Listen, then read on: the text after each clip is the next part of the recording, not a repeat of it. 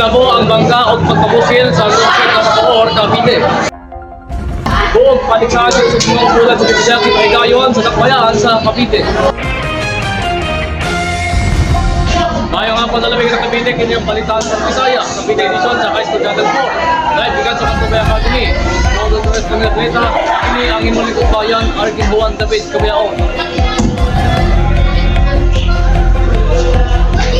Kakalitaan na hitabo ang bangga o sa pagpusil sa Dakbayan sa Bacoor sa lalawigan ng Cavite. Usa ka individual nga nalambingit sa usa ka may basa operation ang ni-hijack sa sasakyanan na makita niining footage of bigod sa mga pulis sa barangay Kaingin, Bacoor, Cavite.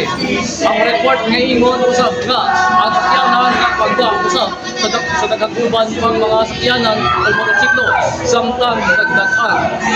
Ang tulog ang mga motorista nakaangkod o nagmay nga mga samad o dinala ayon ngayon sa ospital para sa pagtambal. Sa mantala paligsahan sa resort ng bulan sa Biblia, Kipahigayon sa Dakbayan sa Cavite.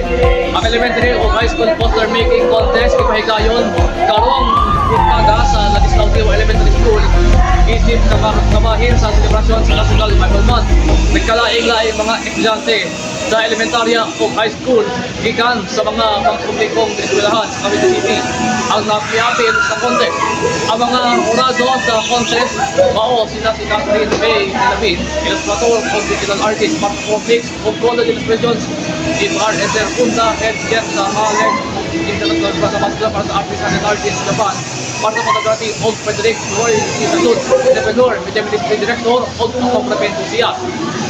Ang mga naog sa contest ay ibalo o pasidungan ugma Enero 30 sa Montanohol sa Dakbayan sa Cavite. Huwag karoon naglangkop sa mga balita nga lang sa kamatuoran, patas ka balita sa paaralan. Ini ang imuling bayan, ang ginawan sa Bitbiaon, ang dugumatay mo sa mga tumaanglaan,